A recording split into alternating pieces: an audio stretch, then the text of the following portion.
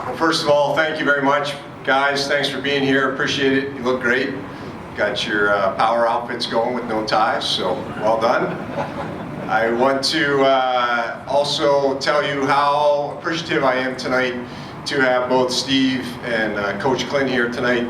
Guys, this means a lot. Coach, we can talk about it later so I don't cry here tonight, but you've made a difference in my life, and I was reflecting with Michelle earlier today on the type of man you are, and that's really impacted the type of man I am now. Follow me. So without further ado, first thing I'd like to do is introduce our staff real quick. And first I'll start with my wife, Michelle. Here at the table, please, obviously our best recruit ever. So I'd also like to introduce Matt Nicholson. He's head coach from Amarillo, Texas, and has experience in the league. We have a young man here, Andrew Mason. He's got a Calder Cup ring from the American League. Another wonderful recruit, Stacy Boschetto, Coach Andy's wife. Coach Andy Boschetto as well. And I'd also like to introduce key elements to our team. Steve and Brian that handle our players with equipment needs and athletic needs. So thank you guys for being here. Fuzzy, I know what you're going to say. Why didn't you wear those when you played?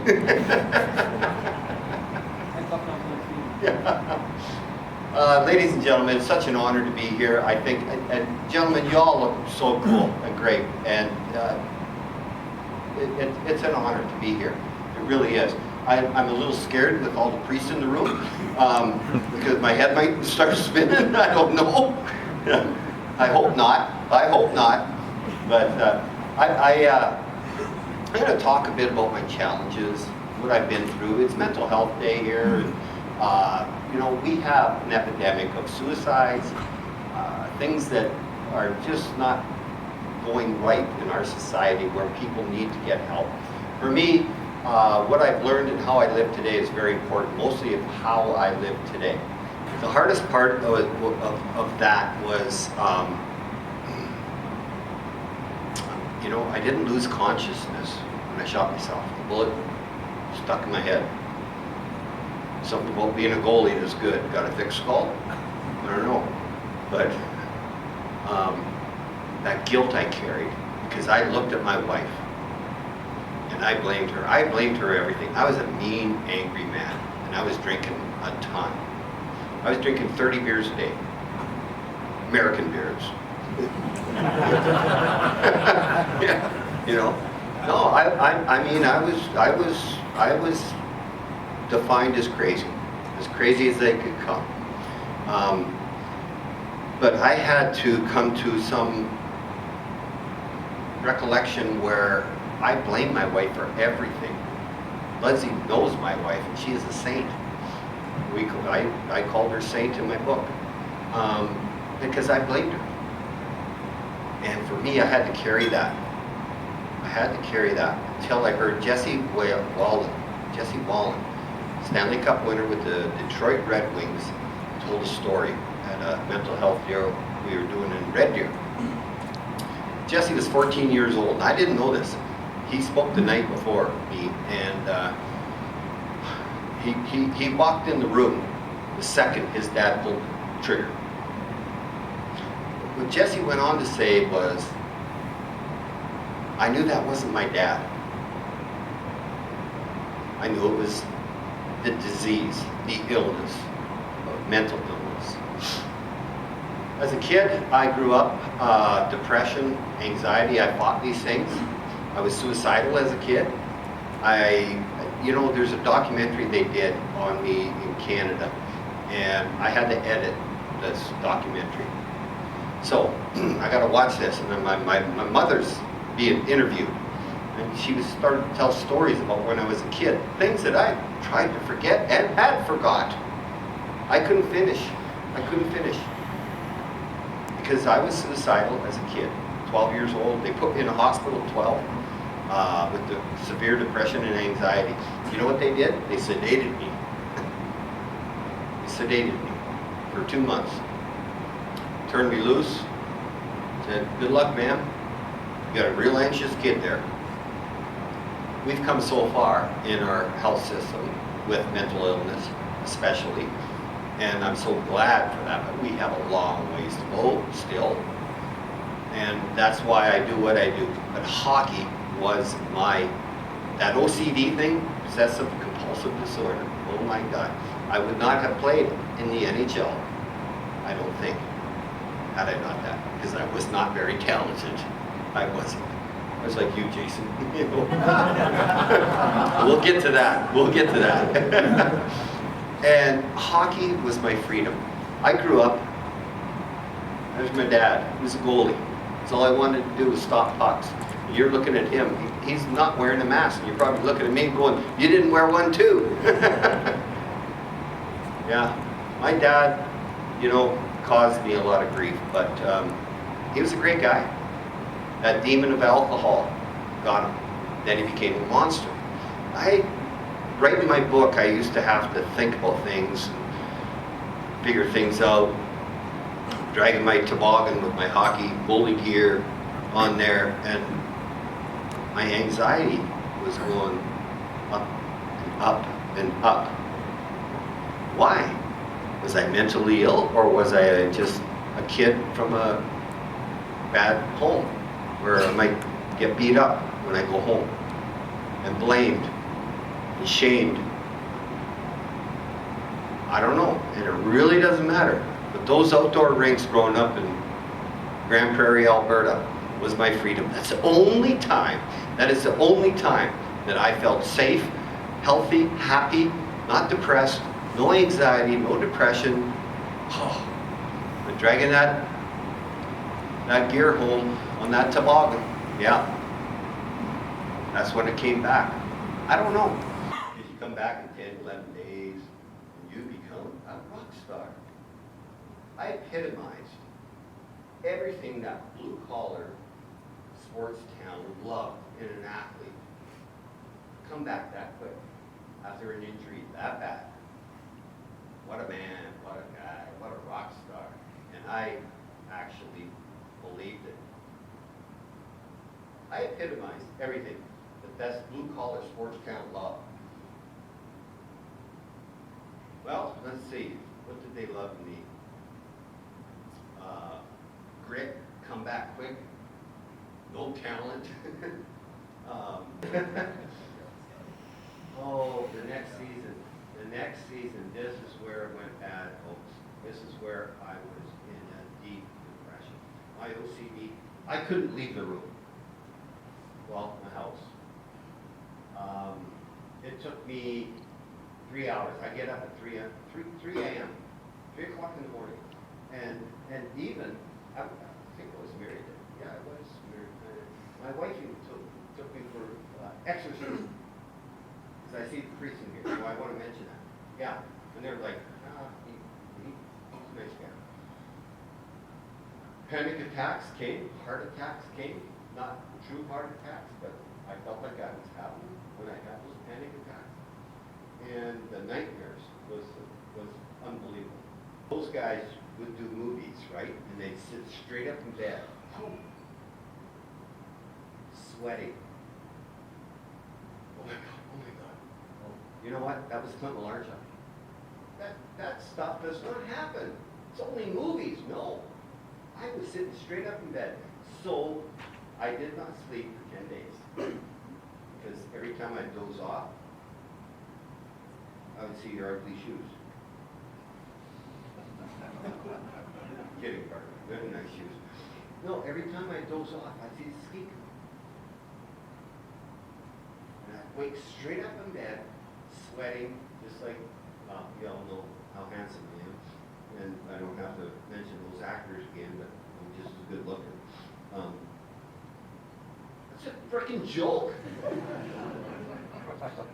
And back in the day, Lutzy, we played for everything. So I have 2 beers. I go home, and I'm not doing good because I've been living in silence of what's going on. I have not told anybody about my 3 o'clock wake-up call to clean the house. Oh, the other things that are going on, the depression, the anxiety, panic attacks. We played with shit like this, Leslie, right? Do not take with alcohol, will make you drowsy. I had a fractured vertebrae, and I'm playing through it. And that's through this too. So I'm gonna think, wow, do not drink with alcohol, will make you drowsy. I have not slept in 10 days. I'm gonna sleep. So I took about 4 or 5 pills and drank a bottle of scotch and died. My heart stopped. So I got revived, obviously, and next day they were telling me, Clint was having a suicide attempt. What do you think? What are you doing? I said, no, God, no, God, no. That comes 20 years later. No. So I told the doctors, they had a psychiatrist and everything, priests, everything, and they're trying to understand what's going on with my head. And I don't even know what's going on with my head. But I told them what I was going through. I said, I do not want to die. I want to live. But why'd you take them pills? Why'd you drink all that booze? So I convinced them. They put me on Haldol. Haldol. You know what Haldol is? Highly sedative. I'm trying to stop Wayne Gretzky or Steve Ludzik. Not Steve, I could stop him still too. But I'm sedated. I'm trying to stop 100-mile-an-hour slap shots. Ludzik, I can stop. Wayne Gretzky, no. And they're shooting pucks, and I'm in a game, and I'm like, ooh. Here, let's go. It's like shinny. Here, go shoot at me again. And I'm sitting on the bench, just tears running down my face. Just, I can't play in the NHL. I can't even play in the minors. Can't even play in the minors. So Rick, after the game, I walked into his office and I said, Rick, I'm done. I'm done. Totally done. He said, Clint, I thought you were just coming here to get your game back. Aren't you mentally good and drugs are working? And I said, well, nothing's worked for 3 years, Rick. No, he was like, you got a chemical imbalance of the brain. Like a diabetic has a chemical imbalance of the pancreas. So he explained all that to me, and he wrote me a prescription, and I'm going to walk out of this thing, and I'm looking at this. He never asked me about my dad. I said, you didn't ask me about my dad. He said, why? Is he sick? Bring him in. Bring him in. I'll fix that guy too. You know, very cocky. He knew his stuff. Really? But the media came and came and came. So I started to relive all this stuff, and then you know what happened? Come on.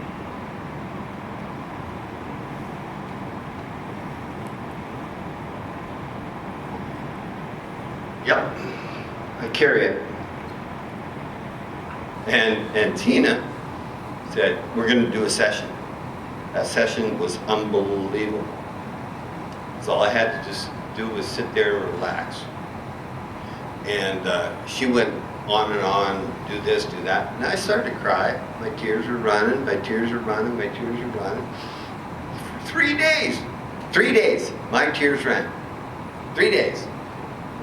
Tina and I are friends now, and she said later that she told her colleagues, because this was a cutting-edge PTSD treatment thing, that she took the course, blah, blah, blah, and did it on me. I'm the first guy. And so she's a little worried. God, he's been crying for 3 days. Telling her colleagues, do I worry about this? Well, think about it. He's had 20 years of PTSD. I'd walk by Tina in the hallway. Hey, Clint, how you doing? Really good. Pretty great, man. You know, the tears are running. Tears are just, I wasn't sad. I had nothing to think about, but yeah. But you know what? That acceptance of my PTSD changed my life. That's why you gotta man up, courage up, or whatever. You know, get over the stigma. You're not weak if you have mental illness or struggling with depression or anything like that. You're not weak, you're sick. So today, I take my medication and I see my doctor not once every 14, 15 years, right? You know, I'm in touch with them. I meditate. I found this thing called mindfulness, and I found my God, and I am a Christian, and I talk to God. I can have a 10-minute conversation with him if I want to. It's pretty powerful meditation. Oh shoot, you all know I work out. Look at me. That's not a joke. Well, I guess it is a joke. My counseling now, I don't see a counselor. I'm doing good. I'm on. But I'll tell you what, my counseling is my friends like Steve, Rick Dudley, people that get it. That get where I've been or get what I'm going through. And they have been man enough to say, yeah, I remember. They're not mentally ill guys. Well, Steve might be, but you know what I mean. They don't struggle like I do, but they've reached in their back pocket enough to say, you know what, Clint, when I went through that one deal, I get it. You know, that's my counseling. Well, you know, the other thing is, my mind is like a bad neighborhood, like in Chicago, by Chicago Stadium. A bad neighborhood. I don't go there alone. I share it. There's a joke in there somewhere too. But being of service is probably most, I want to save lives, and I have. I've had people tell me I have, because I've shared. The book in Canada is called The Crazy Game. I don't put this up to promote the book, but if you haven't bought it, you should. This book, I didn't know how many people struggled until I wrote the book and I put my email in the back of the book. I didn't know how many people struggled. I didn't. You know what? We have a purpose in life. What is our purpose? I thought my purpose was to be an NHL hockey player, and then an NHL coach. No, that's a platform for me to be here. Two most important. The other, it's like I had some success, and then I had a line of demons that followed me around my life, right? So I had these two lines. It was kind of success to make the NHL. That's not a very good goalie. And the other one was demons. My purpose is to, I realize what my purpose is. Two most important days in your life is the day you were born, the day you realize why you were born. I know why I was born. I'm born to help mentally ill people that struggle like I have. I know why I had to go to that darkness. And I'll tell you one thing to our priests here. I questioned God. I always knew he was there. I never questioned his existence. But boy, I asked God why. And I had a gun in my mouth.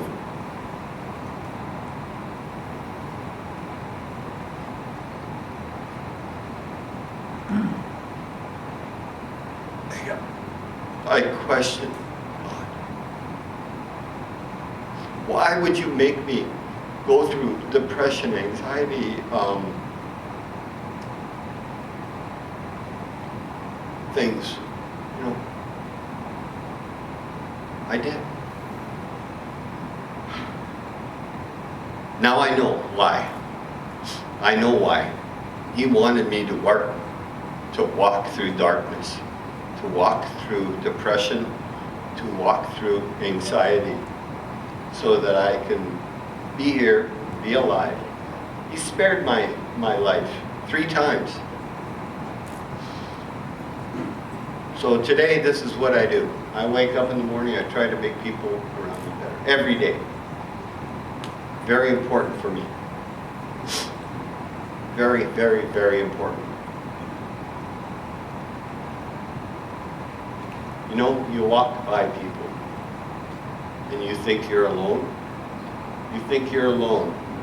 You think your life is not worth living.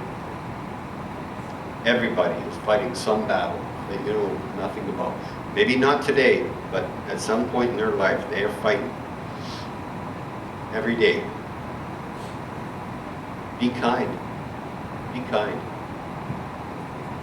I think as coaches, and I look over there at Jason across there, you know, one of the best people I ever met in my life. One of the best coaches. We talk philosophy, we talk hockey, Ludsey and me talk. But you know why we're good coaches?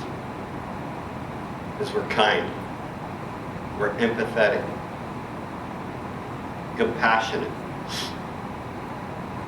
I can't give advice. Joni and I, my wife, we're on the phone, both of us, every night for about 2-3 hours. People want advice. We can't give advice. We give support. We give of self. I live by this: hungry, angry, lonely, and tired. Sometimes I'm all of it, you know, because I travel. So I have to be aware of that. So I'm very aware of those ingredients. This is how I have to live today. ACIT. Now, I love this, ACIT. They retired my jersey in Las Vegas, and the horse, they gave me a high dollar rope horse as a retirement gift. I thought, wow. I named him Ace because this meant a lot to me. Accept it, true acceptance, like I had to with PTSD, and then go to work and fix it.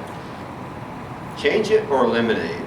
Like if you're a coach or if you're a boss or anything, you gotta have to talk to somebody. Yeah, it's hard. You're gonna change their life because you might have to actually eliminate them or change it. Tell them to get their stuff together. This ain't working, and that's hard. But this is a great, great formula for solving problems. Easy. Write it down, Lizzie. So I was speaking in Fort Drum 2 weeks ago, and I had my ACIT up there, and theirs was so cool. I told these gentlemen here, the hockey players, because they're a team. It's like you and me, Ludsey, you know, we're teammates. They're a team, so ask your buddy. Are you struggling? What's going on? Are you homesick? Homesick, even. Doesn't have to be mental illness, but care for your buddy. And then escort your buddy. Get them help. Get them help, right?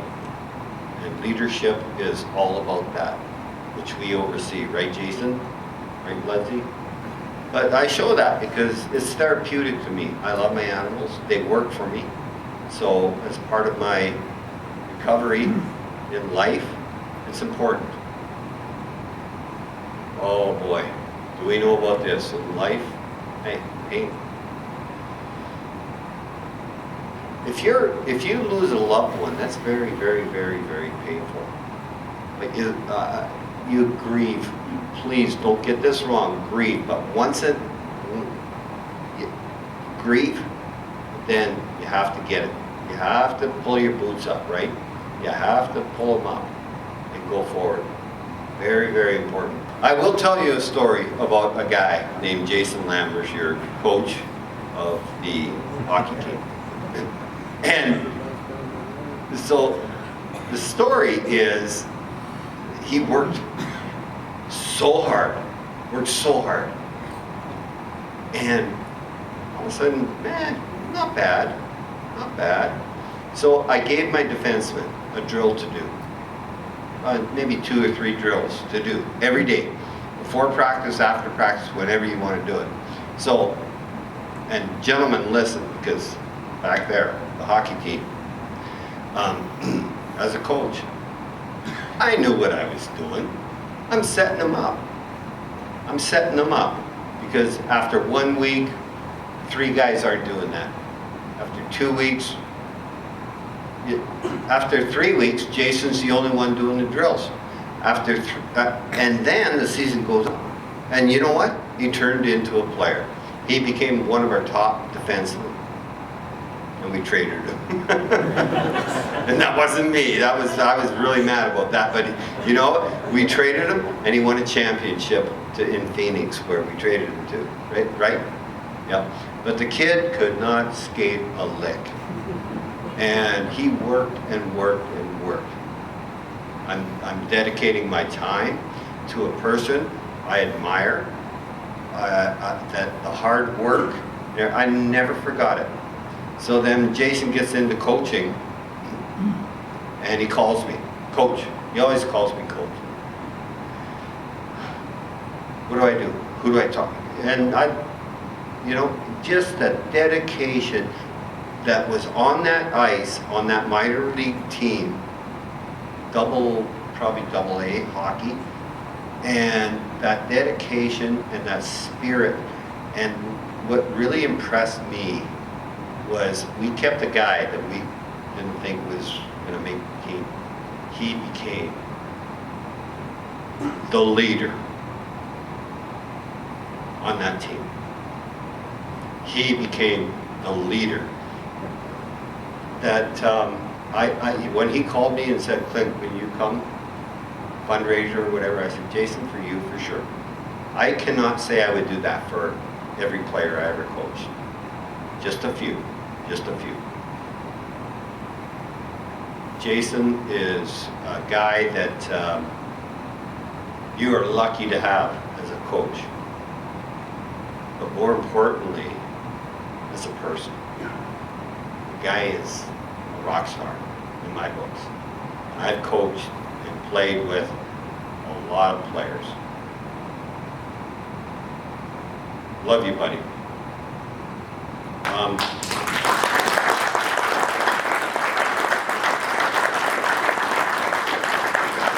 And you is very, very, very, you don't know, you got a gem, you got a jewel, you got everything. This guy will be in the NHL one day. But he's also got his priorities. He wants to be here because he wants family, he wants kids.